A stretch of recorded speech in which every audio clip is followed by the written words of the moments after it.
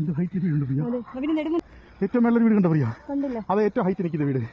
ഒരു ലൈറ്റ് മാത്രം കാണുന്നുണ്ടോ? അതിന്റെ ഇച്ചിരി താഴെ ഇങ്ങേറ്റത്തുണ്ട്. ലൈറ്റ് പോകുന്നതിന് മുമ്പ് സീതത്തോട് ഫുള്ളാ സീതത്തോട്.